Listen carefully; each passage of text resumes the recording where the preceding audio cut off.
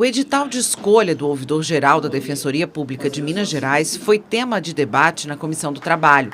Entidades que participaram da reunião reivindicaram a reavaliação de documentos e recursos apresentados durante o processo. A ouvidoria é o canal de comunicação entre a sociedade e o órgão, criada por lei em 2021.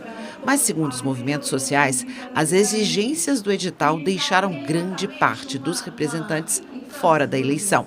De quase 100 entidades, apenas 12 conseguiram apresentar em tempo a documentação necessária para concorrer. A decisão de criar a 19ª ouvidoria da Defensoria Pública do país, sendo as já criadas 17 unidades federativas dos estados e do Distrito Federal, e mais recentemente a última, a da União, Minas Gerais dá um passo importante ao decidir criar a sua ouvidoria da Defensoria Pública, mas não pode cometer um erro de criar uma ouvidoria que não seja a ouvidoria que vai corresponder aos anseios dos públicos e dos territórios para quem ela deve ser criada. A ouvidoria da Defensoria Pública é a manifestação, a expressão e a materialização do regime democrático, uma oportunidade ímpar para o equilíbrio na realização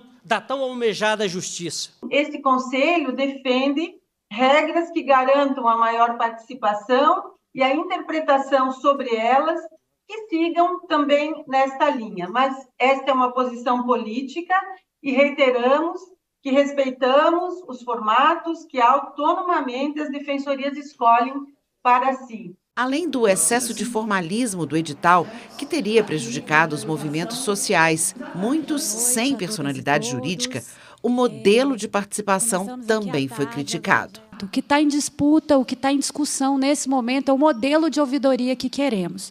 Em 2021, quando saiu a deliberação 180, essa coalizão de forças não fez uma avaliação positiva dessa deliberação. Existem 17 ouvidorias externas implementadas no país, apenas 2 seguem esse modelo, onde o Conselho Superior escolhe quem vai escolher. E isso já é um entrave.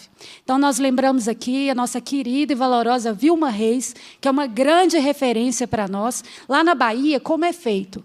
Plenárias regionais, respeitando a pluralidade e toda a dimensão que é o Estado da Bahia, onde as entidades têm o direito de votar de forma direta. As entidades reprovadas na seleção demandam que o processo seja suspenso, o prazo para a entrega de documentos reaberto e, com isso, ampliada a participação.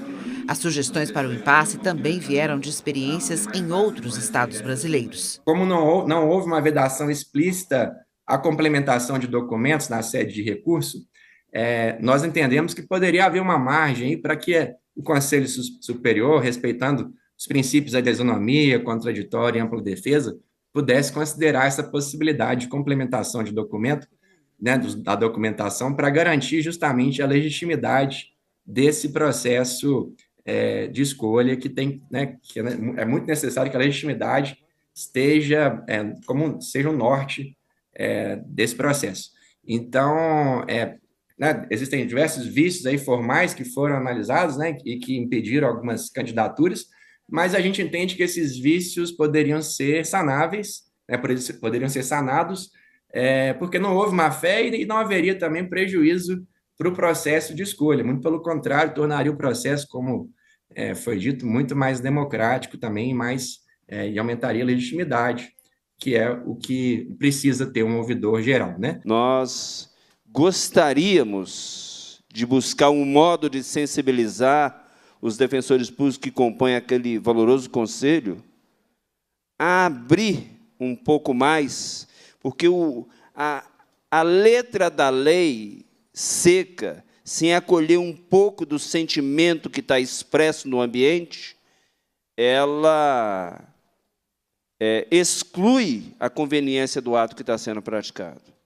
Então, esse momento aqui é um momento de ter uma sensibilidade para o sentimento de uma gama grande de pessoas, que é uma gama grande de pessoas representativas, querendo que essa figura do ouvidor seja uma figura dialogal, que pisa no barro, que vai com as pessoas, que entende a dinâmica das entidades e traz isso para a estrutura firme da Defensoria, garantindo o diálogo da sociedade com a Defensoria. Os defensores reconheceram que o processo é novo e que deve ser aperfeiçoado, mas alegaram dificuldades em flexibilizar as regras, já que o edital é similar ao de um concurso público. Essa escolha, ela é e vai ser da sociedade civil.